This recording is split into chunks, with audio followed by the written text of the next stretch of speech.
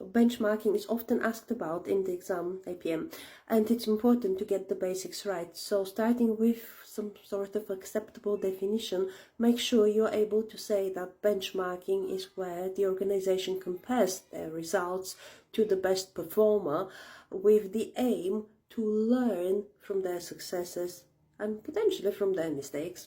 So that's how they aim to improve performance. Then be careful with the types of benchmarking.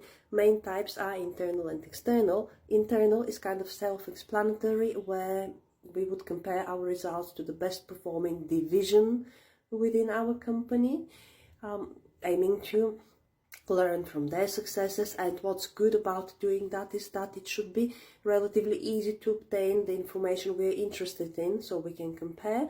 There would be unlikely to have resistance from them to provide it, because we're all part of the same company and we can trust them as well, so reliability of the information. But the downside is that it could be lacking that fresh new perspective, and what they do could be just limited by the company's culture.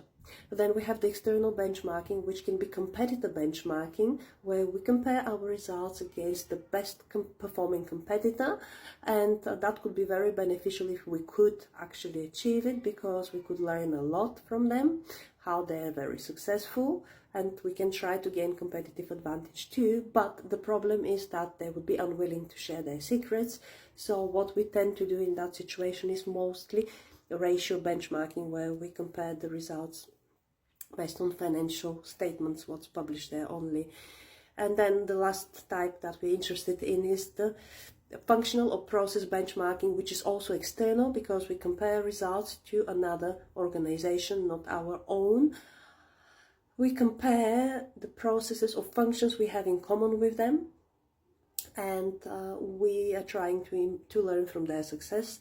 But while this is good from the perspective that it's external, so it can bring new perspectives, it can be refreshing, lead to innovation, the downside is that there could be significant adjustments needed, because if they're not our direct competitor, they're a different company, they could have things operating differently there.